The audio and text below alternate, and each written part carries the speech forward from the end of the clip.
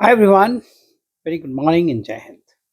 आज एक बहुत ही रिलेवेंट टॉपिक पे बात करेंगे बिकॉज़ ये मुझे लगता है कि मेजर बच्चों का कंसर्न है, खासकर उन लोगों का जो थोड़े सबर्ब्स में रहते हैं या छोटे शहरों में रहे हैं या गाँव में रहे हैं। पावर ऑफ एक्सप्रेशन या कम्युनिकेशन या इंग्लिश, मेजर बात इंग्लिश की ही है। तो उस पे बात करते हैं कि कैसे पॉसिबल है ये? मेरा ये मानना है कि इंग्लिश जो है वो फॉरेन लैंग्वेज है ही नहीं।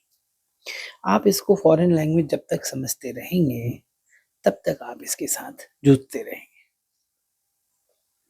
प्रॉब्लम अगर ये है कि आप इंग्लिश नहीं बोल पा रहे हैं, उसके मेजर कंसर्न्स पे भी बात करेंगे और मैं आपको कुछ एग्ज़ाम्पल्स दूँगा और मैं दिखाऊँगा आपको, समझाऊँगा। एक तो मेरा अपना खुद का एग्ज़ाम्पल भी दूँगा मैं, प्लस कुछ अपने स्टूडेंट्स का एग्ज़ाम्पल दूँगा जिन्होंने विषम परिस्थितियों में और जिन्होंने without any additional resources, without doing anything beyond what they could have done, they have achieved it. पहला एग्ज़ाम्पल मैं आपको नीलाव का देता हूँ। नीलाव मेरा स्टूडेंट है, आज की डेट में ओटीए में है और बहुत जल्दी पास आउट भी होने वाला है। नीलाव पटना से और नीलाव की इतनी अच्छी-अच्छी बातें हैं, मैंने शायद पहले भी किसी स्टोरी में बताई हों, परंतु उसकी भी समस्या थी, वो अंग्रेज़ी ही थी और बिहार के जितने मेरे दोस्त हैं, मैं खुद बिहार से हूँ, चाहे यूपी से हैं, चाहे छोटे शहरों से हैं, जितने भी हैं, साउथ इंडिया से हैं, इंग्लिश को ना एकदम English has become like a taboo, something unachievable, something which can't be done, ऐसा एक डर बन गया है। पर डरने की बात नहीं है और ज़रूरत भी नहीं है। मैं आपको जो कहता हूँ उसको ध्यान से सुनिए। तो नीलाव ने इंग्लिश कैसे सीखी? तो इना नीलाव ने मुझे अप्रोच किया और नीलाव से जब मेरी बात हुई, तो मुझे एक चीज़ बड़ी पिक्युलियरली मिसिंग लगी उसमें या पिक्युलियरली ऑड लगी कि उसका जो एक्सेंट था बोलने का, वो था British accent. So he was not saying, "Sir, my name is Nalav. My name is Nalav." I said, "What? Why are you speaking like this?" तो उसने जो कहानी बताई मैं उससे इतना इम्प्रेस हुआ और आप भी होंगे। उसने कहा सर मैं तुम ब्रिटिश एक्सेंट में क्यों बात कर रहे हो? इंग्लिश के बहुत सारे एक्सेंट्स हैं तो एक अब एक इंडियन एक्सेंट भी है। इंडिया का अपना एक तरह से हम कह सकते हैं इंडियन इंग्लिश है अब। तो तुम इस तरह से क्यों बात कर रहे हो?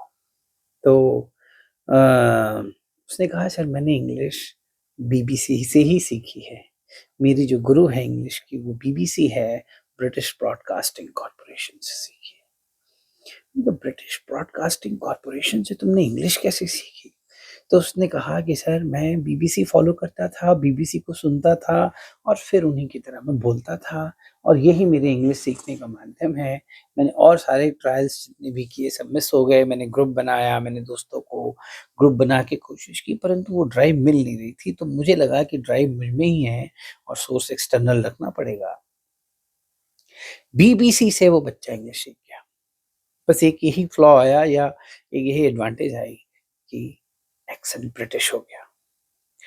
तो उसके बाद बहुत क्लियर पर्सनैलिटी, क्लीन पर्सनैलिटी जिसको मैं बोलता हूँ असेसमेंट के बाद कि कोई उसमें छल नहीं, कोई कपट नहीं, कोई झूठ नहीं, कोई फ़रेब नहीं, बस एक सीधी राह। एक और अच्छी बात उसकी उसने इग्नोर से किया अपना ग्रेजुएशन और बहुत लॉजिकल या इन इन द सेंस कि उसने कहा कि सर मैंने बिहार बोर्ड से चाहे बिहार की यूनिवर्सिटी से ग्रेजुएशन सिर्फ इसलिए नहीं किया बिकॉज़ कोई सिस्टम है नहीं यहाँ पे, क्लासेस होती नहीं हैं, क्लासेस में जाने की ज़रूरत नहीं है। चलो ठीक है, वो सब ठीक है मान लिया, परंतु एग्ज़ाम भी नहीं होते हैं, एग्ज़ाम होता ही नहीं है। तो जो 2024 का एग्ज़ाम हो जाके होगा 2024 के एंड में, सेशन डिले हो रहे हैं। आप देख रहे हैं कितनी नकारात्मकता है उस सरकार में। उसको ये भी चिंता नहीं है उन लोगों को, एडमिनिस्ट्रेशन में बैठे हुए लोगों को, कि आप 1-1 साल जो बच्चे का खराब कर रहे हैं, आप उसका 1-1 साल करियर आगे बढ़ाते जा रहे हैं। कोई टेंशन नहीं है किसी को बिहार में, खा लो बस। अभी ये रैली चल रही थी तो मैं सुन रहा था, तो ये भाई साहब हमारे क्या कह रहे हैं कि परिवार नहीं है तो कहाँ से परिवार बढ़ाएँगे? मतलब ये साला परिवार बढ़ाने का एजेंसी लेके बैठे हो तुम, हैं? अपने-अपने अनपढ़ और नालायक बच्चों को तुम हमारे सर पे थोप दोगे। बट हमारी भी गलती है, हम एक्सेप्ट करते हैं। क्यों नहीं विद्रोह होता है? विद्रोह क्या होगा बिहार में? विद्रोह ये होगा कि मेरे को आरक्षण दे दो। इस चीज़ के लिए कब विद्रोह होगा? कि मेरा टाइम पे एग्ज़ाम करो, मेरे को पढ़ाओ, मुझे प्रोफ़ेसर्स लाके दो, मेरी मेरी कमियों पे बात करो, मेरा एग्ज़ाम लो। कोई विद्रोह नहीं करेगा इसमें, बिकॉज़ सबको लगता है कन्वीनिएंट है, ठीक है, स्कूल जाना ही नहीं है, सॉरी कॉलेज जाना ही नहीं है, बैठे-बैठे डिग्री मिल रही है। अरे बैठे-बैठे डिग्री नहीं मिल रही है, बैठे-बैठे तुम्हारे एंथुसियाज़्म को, तुम्हारे हौसले को और तुम्हारी चाहत को और तुम्हारे जुनून को खा रहा है ये सिस्टम अंदर से। तुम्हें पंगु बना रहा है ये सिस्टम। एक बिहारी पॉलिटिशियन है, वो बोल रहा है कि मैं नौकरियाँ बाँट रहा हूँ, तुम्हारे बाप की नौकरी है, जो बाँट रहे हो। कहाँ से आ रही हैं नौकरियाँ? एक फैक्ट्री ला पाए हो तुम? एक फैक्ट्री नहीं उस शहर में, उस पूरे राज्य में। कैसे चल रहा है इकॉनमी समझ नहीं आ रहा। किस तरह से मतलब what is the source of revenue अगर पूछा जाए कि गवर्नेंस अगर चलेगी, अगर गवर्नमेंट पे बाँटेगी, अगर गवर्नमेंट सड़क बनाएगी, अगर गवर्नमेंट इलेक्ट्रिसिटी चलाएगी, तो पैसे कहाँ से आ रहे हैं? कोई जवाब नहीं। जब इंडस्ट्री ही नहीं तो टैक्स भर कौन रहा है? टैक्सेशन ही नहीं है, इंडस्ट्री नहीं है, एम्प्लॉयमेंट नहीं है, बेचारे सारे बिहारी मज़दूर हमारे यहाँ अहमदाबाद में पड़े हैं, कोई केरला में मैं काम करता था, केरला में भी पड़े हुए थे, चेन्नई में मैं पोस्टेड था, चेन्नई में भी घर मज़दूर बिहारी ही बना रहे हैं बेचारे। कोई चिंता नहीं है इनको। जब वहाँ पे तमिलियन कुछ बोल देते हैं छोटा-मोटा तो उसका इश्यू बना लेंगे बहुत बड़ा। बिहारी अस्मिता उसमें नहीं जा रही है। जब तुम्हारे बिहारी लड़के जो हैं वहाँ जाके काम कर रहे हैं, तुमको शर्म नहीं आ रही है? क्या गवर्नेंस है ये? एनीवेज़ तो हम नीलाव की बात कर रहे थे, तो नीलाव ने क्या किया कि इग्नू से ग्रेजुएशन किया और सीधा रीज़न ये था कि जब पढ़ना ही नहीं है, पढ़ाना ही नहीं है, कॉलेज में जाने का मतलब ही नहीं है, बिकॉज़ पर्सनैलिटी का ग्रोथ तो कॉलेज के एनवायरनमेंट में होता है ना।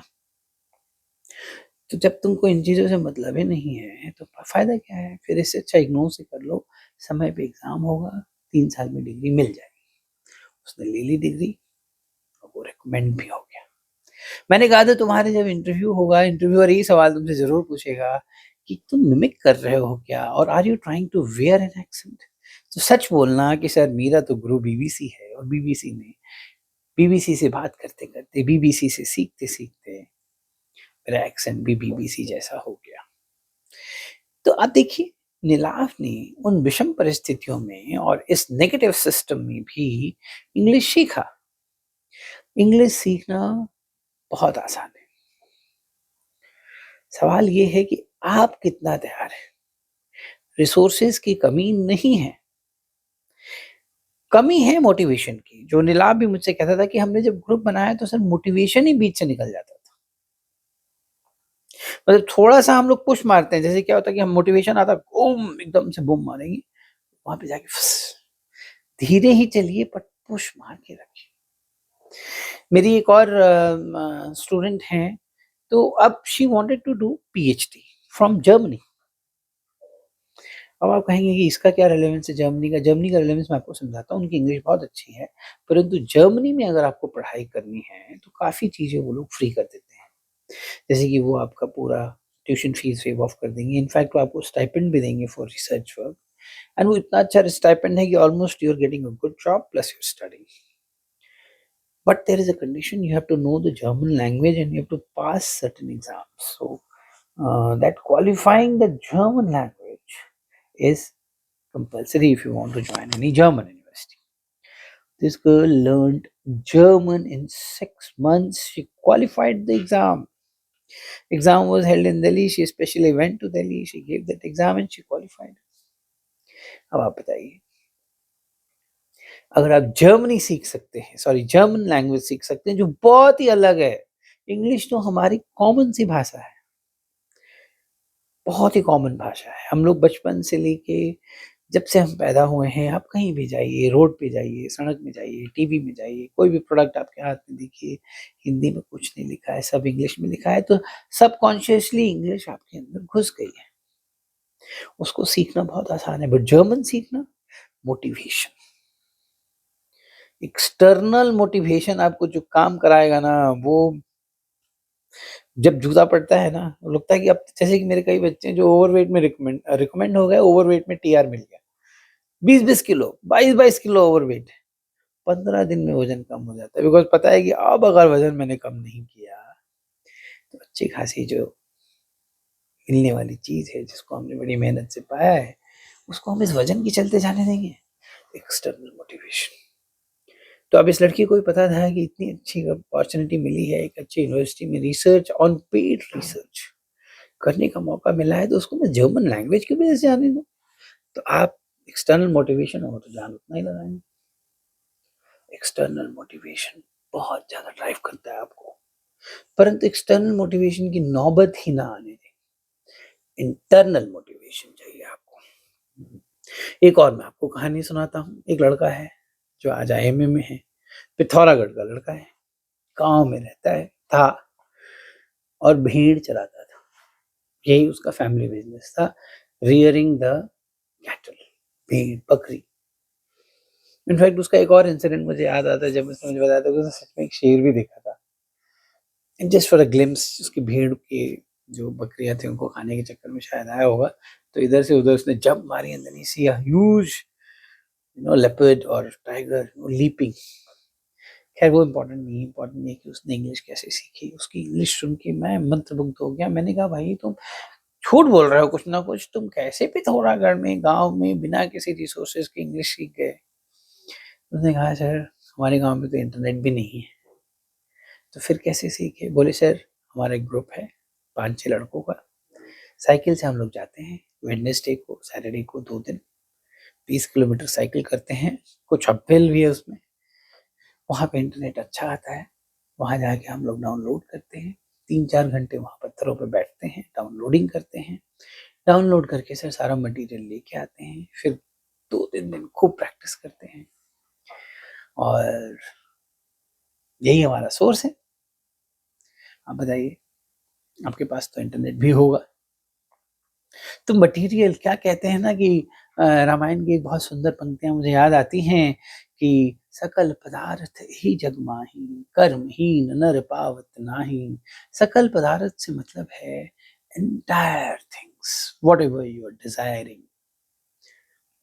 एक शाहरुख खान साहब का भी डायलॉग आपको याद हो रहा है कि जब आप किसी को शिद्दत से चाहोगे, वो उर्दू में हो गया, सारी कायनात आपको। वही चीज भगवान राम भी कह गए हैं कि सकल पदार्थ यही जग माही, कर्महीन नर पावत नाहीं।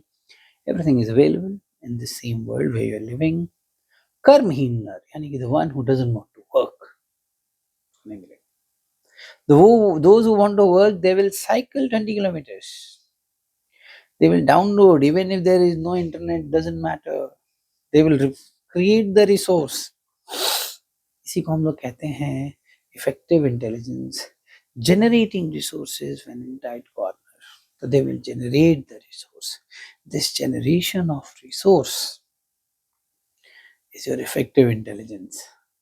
वही है, हो गया रिकमेंड। लास्ट में मैं अपनी खुद की कहानी आपको सुना दूं कि मेरे समय में तो इंटरनेट भी नहीं था। मैं खुद दिल्ली गवर्नमेंट स्कूल का पढ़ा हुआ हूँ। पहले मैं गांव में पढ़ता था, फिर मैं दिल्ली आया तो मैं गवर्नमेंट स्कूल में था। हम लोग गणित पढ़ते थे, हम लोग मैथ्स नहीं पढ़ते थे, हम लोग समाज शास्त्र पढ़ते थे, हम लोग सोशल साइंस नहीं पढ़ते थे, हम विज्ञान पढ़ते थे, हम साइंस नहीं पढ़ते थे। उसमें मैंने कैसे इंग्लिश सीखा और मैं बहुत फक्र है इस चीज में।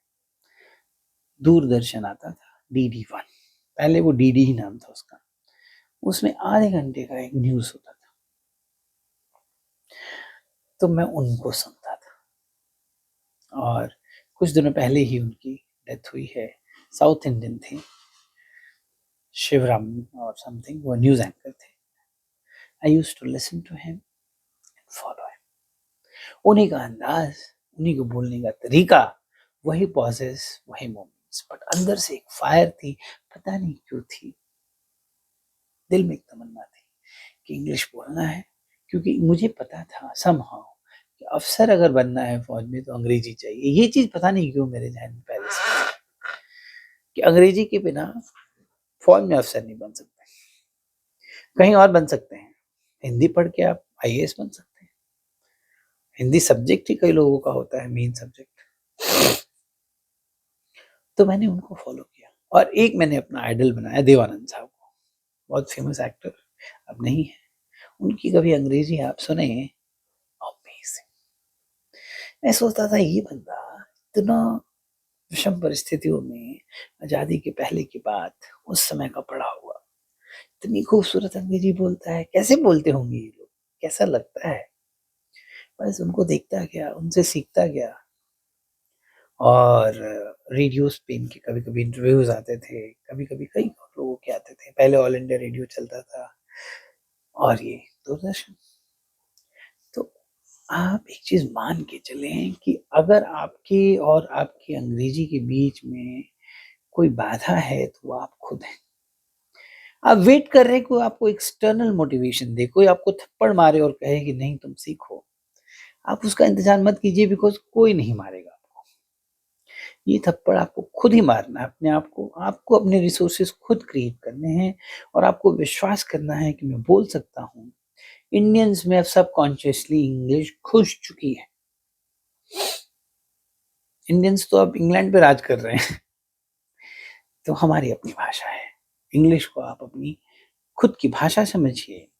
ये भाषा हमारी कई और भाषाओं से आसान है। आपको अगर मैं बोलूँ कि आप मलयालम सीख लीजिए, आप नहीं सीख पाएँगे इतनी जल्दी जितनी जल्दी आप अंग्रेज़ी सीख लेंगे। परंतु मैं कुछ ऐसे मेरे बिहारी दोस्तों को जानता हूँ जो केरला में मुझे मिले थे और जो मस्त मलयालम बोलते हैं। और ऐसे में कई बिहारी दोस्तों को भी जानता हूँ, मारवाड़ी को जानता हूँ जो राजस्थान के रहने वाले होते हैं। क्या तमिल बोलते हैं वो लोग। भाषा पे नियंत्रण करना ह्यूमन्स का बहुत ही नेचुरल सा एक फ्लेयर है। कोई एक्स्ट्राऑर्डिनरी फ्लेयर की इसमें ज़रूरत नहीं है। तो आप इस चीज़ को जिस दिन समझ लेंगे, आपकी सारी समस्याओं का समाधान हो जाएगा। बिना इंग्लिश के एसएसबी में जाने की परिकल्पना करना भी गलत है। इंग्लिश बहुत ज़रूरी है, इसको मानिए और उस पे काम कीजिए। थैंक यू एंड जय हिंद।